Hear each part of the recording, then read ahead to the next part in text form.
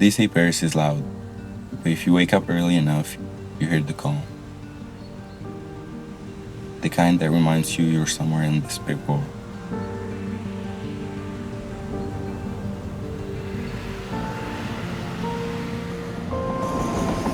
I grew up in Italy.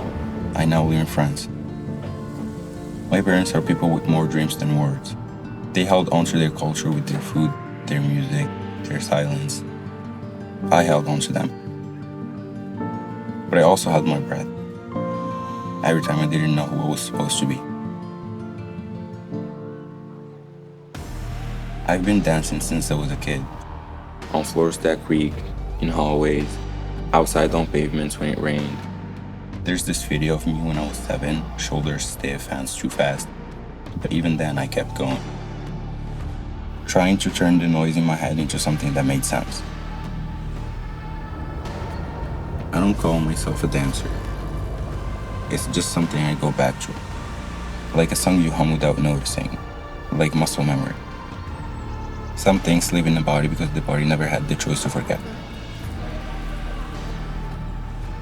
People think dancing means you like to be seen, when really it just means you're in sync with your body, that you know how to listen to it. Feel it in more ways than most people ever will. But that doesn't mean you're putting yourself on display, it just means you're letting yourself be honest. And in that honesty, the truth is often softer than people expect.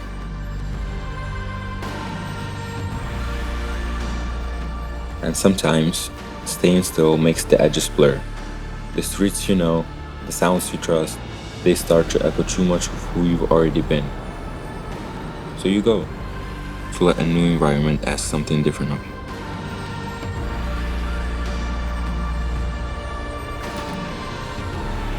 Travel is not an escape, it's exposure. To new sounds, new smells, new ways of walking. Every city shifts your rhythm, even if you don't notice it at first. And suddenly, your body is moving in ways you never rehearsed. That's how dance lives in me, quietly shaped by everything I see and everything I carry. In every city, there's a flow under the surface.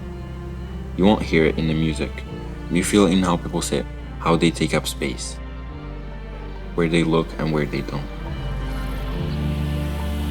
I dance more when I travel, because my body becomes something else. It forgets the steps it's memorized and starts to improvise with what's around it. I capture what I can. It's never every move or every setting, just enough to stay close to the feeling. It's part of the work, moving through new places, paying attention, turning what I notice into something that I can shape later. Travel is not just geography. It's choreography, it's tempo, it's breath, it's permission to move like you've never moved before, because no one here is waiting for you to be what you were yesterday. And sometimes, movement is all around you, relentless, unpredictable, almost too much. You stop not out of control, but because stillness feels like the only way to keep up. The noise takes over, and your body listens instead of leads. I took a trip to Canada. I didn't know what I was looking for, but something about this place, the fresh air, the white silence, the way the streets make space for you to arrive, it moved something in me.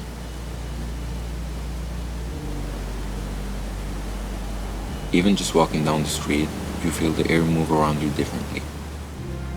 It makes you notice your breath, how long your steps are.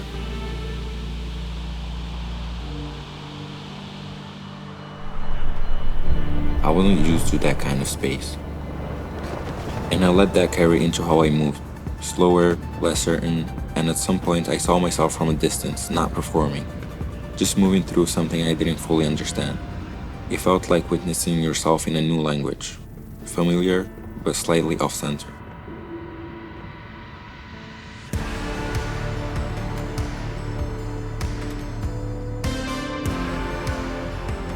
And maybe that's the point of traveling, to be unrecognizable even to yourself.